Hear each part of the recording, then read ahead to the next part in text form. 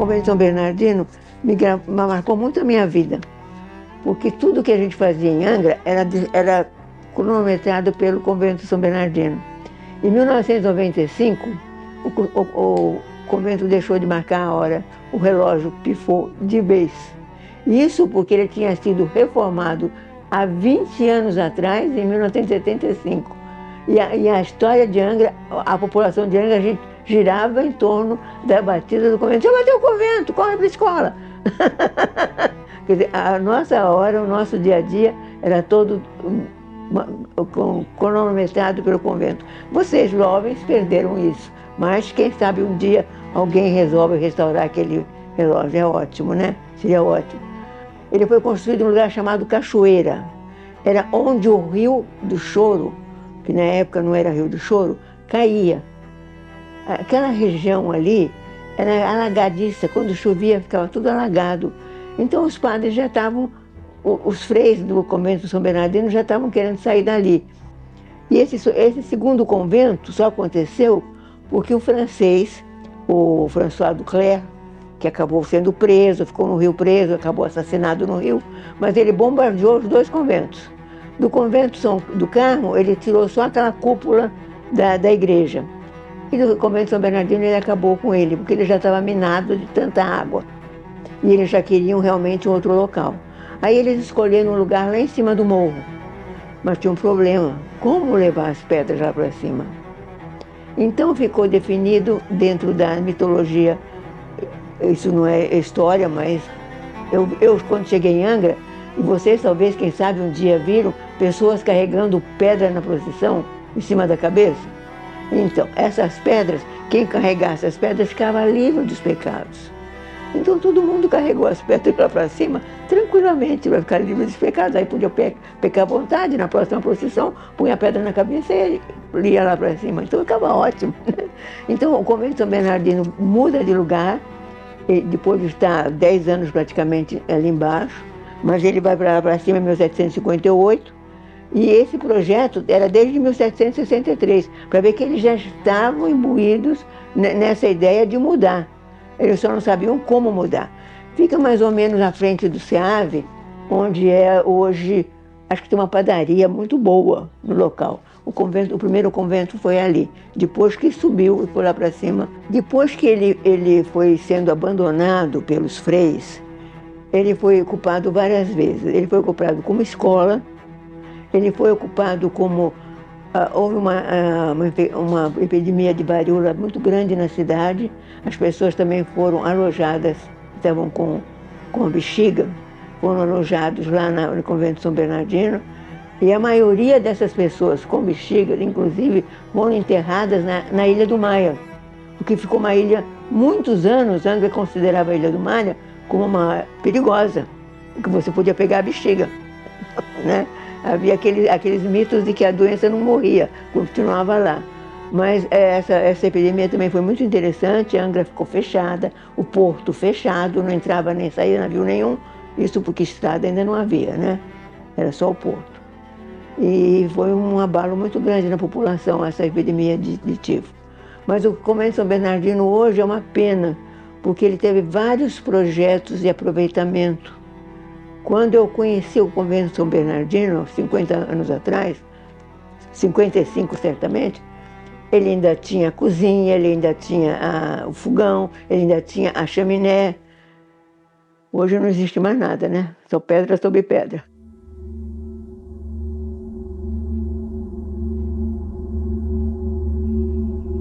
Da escravidão foi um período muito ruim para Angra, porque Angra era um grande depósito de escravos. Na Ilha Grande era onde se descarregavam os escravos, que o maior traficante na época era a família Breves, que tinha em São João Marco a sua fazenda inicial. E tinha vários navios em Mangaratiba que traziam os pretos da África e deixavam lá na Ilha Grande para engordar, para comer bem, para tomar água da Ilha Grande, porque a água da Ilha Grande sempre foi tida como mágica. O Tupinambá, que povoava essa terra, ele não habitava a Ilha Grande. Ele ia para a Ilha Grande quando estava doente, para tomar a água da Ilha Grande e se recuperar.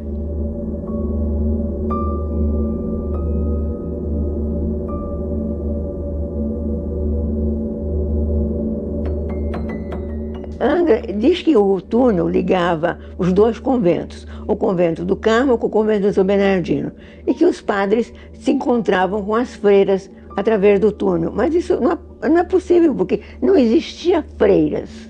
Os dois conventos eram masculinos. Então, famílias passando ali por dentro, crianças chorando. Eu já vi me contando com uma pessoa, ouvia as crianças chorando, assim, minha filha, será que não é imaginação, não? Porque não havia crianças, haviam homens adultos e todos eles celibatários. Então, não havia crianças. E as freiras, quando as freiras chegam em Angra, elas chegam para prestar serviço ao hospital, à Santa Casa. E elas têm uma casa de moradia atrás do hospital, e lá no Camorim elas também têm uma casa. Essa casa no Camorim eu ainda conheci. As freiras tinham uma casa que permaneciam lá. Então não existia nenhuma relação com os dois conventos. Elas nem participavam, porque como ele era essencialmente masculino, as freiras nem participavam do convento.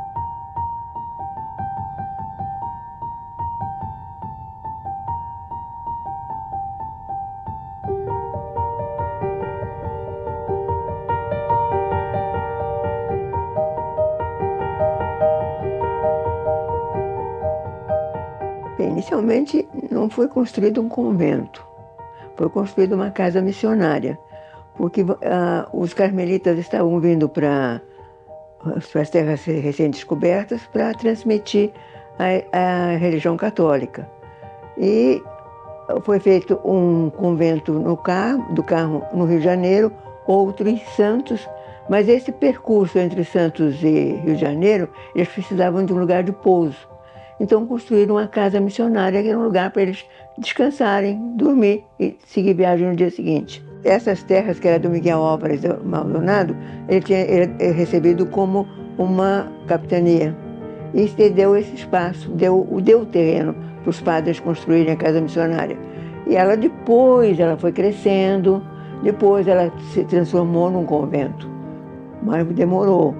Ela começou a ser construída em 1593, quer dizer, o Brasil já tinha 93 anos, e ela foi de residência até 98, e ela foi muito importante, porque Angra foi fundada, a primeira população de Angra estava lá na Jipoia.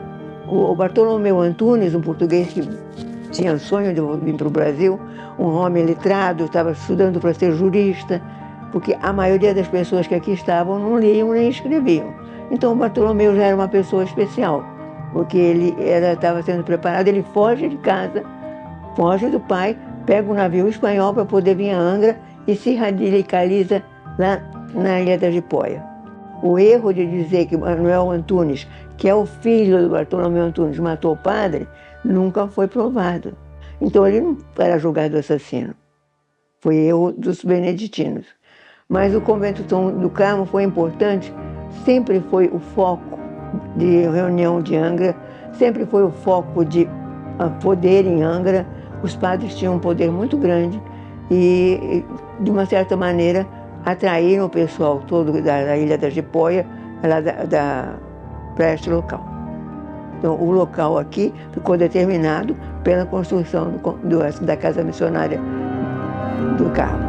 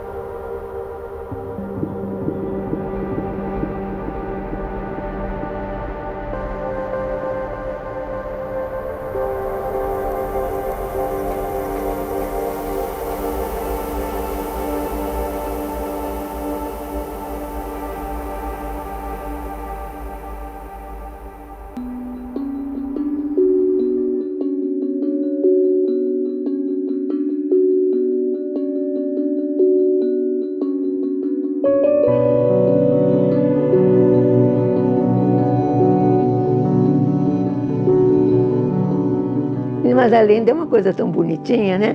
Que nem, como dizer, a lenda da Carioca. Carioca era um riozinho que se juntava ao Rio do Choro e caía lá no oceano. E essa água era tão boa, porque ela vinha do alto do morro, que ela era usada pela população que não tinha, na época, água encanada. A água ia mesmo de balde. Havia umas carrocinhas puxadas por burro, que levavam os tonéis de água para as casas das pessoas que pagavam pela essa água.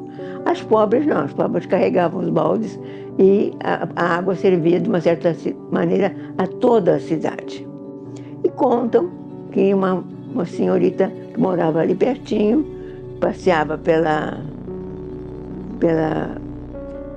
onde as senhoras lavavam roupa, e se apaixonou por um rapaz, um guapo rapaz, e a família não concordou com o namoro, porque o rapaz era pobre e ela era rica. Essa história se repete desde Shakespeare pelo resto do mundo, né?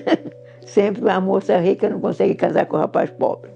Mas aí ele fica chateado e vai embora para o Paraguai. A guerra do Paraguai está acontecendo, ele se alista, vai embora, e ela recebe mais tarde a notícia que ele morreu na guerra. Só que a população de Angra costuma ver um casal namorando ali na Ilha da Carioca, que é muito bonitinho a gente saber que ele voltou para ela, né? Mesmo morto, e estão lá namorando.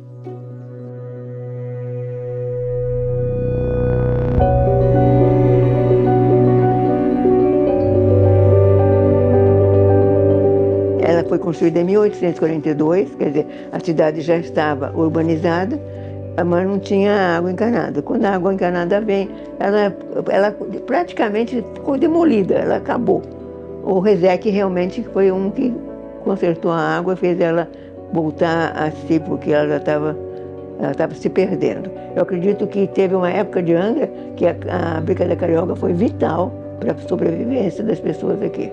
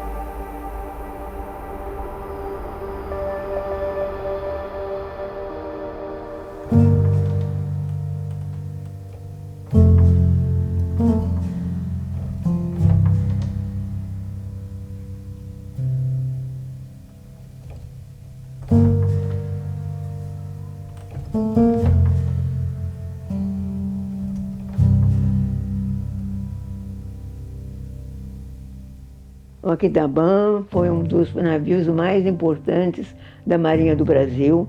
Ele foi construído na Inglaterra, mas sob a supervisão do Almirante Brasil, que era um dos grandes construtores da Marinha.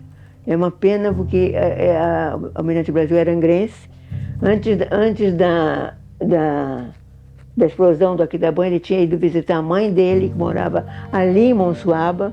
Quando ele retornou ao Brasil, quando ele retornou ao navio, o navio explodiu, porque estava muito antigo, muito velho. Quando nós fazíamos todos os anos a homenagem ao Aquidauã, aos mortos do Aquidauã, vinha a Dona Abigail, que era a filha de um dos que morreram no Aquidauã. Ela nasceu 4 meses depois que o pai tinha morrido na explosão. Então ela disse que o pai já dizia que o navio estava podre, que o navio não aguentava mais, porque ele já teve várias fases e essas fases deles todas estavam acabando com ele, né? Ele estava todo corroído. Na Ponta Leste, em 1907, o almirante Alexandrino de Alencar, ministro da Marinha, propôs a criação de um monumento em homenagem aos mortos na explosão do Aquidauã. Foi erguido o mais imponente monumento de Angra, pode-se dizer, porque nós não temos nenhum outro monumento que represente como o Aquidauã representa, sendo inaugurado em 1913. Quando ele foi inaugurado, ele tinha 4 fases, 78 lápides de mármore, base e parte superior de granito, nas partes intermediárias pedras sobrepostas, e numa das faces havia uma grande escultura em bronze que tratava do lamento de 4 mães, tendo alto a figura de uns anjos. O coração do Aquidauã era a mais poderosa unidade de guerra da nossa esquadra, mesmo já antiquado. Foi construído em 1885, nos estaleiros Samuda Brother Companhia, na Inglaterra. O Aquidauã nasceu como couraçado Riachuelo. Os dois foram construídos na mesma ocasião. Marcaram uma nova era da Marinha Brasileira por serem movidos a vela e a vapor. Seu projeto foi do engenheiro naval Edmundo Read. Possuía 4 canhões de 234 milímetros e era um modelo Armstrong. E até hoje ninguém sabe como explodiu. Umas caldeiras provavelmente explodiram, né? Mas é a tese que se tem. E ele já estava velho, só sobrou rapidamente. Ele ainda está lá embaixo. O Eduardo Galindo, inclusive, tem várias fotos dele lá embaixo.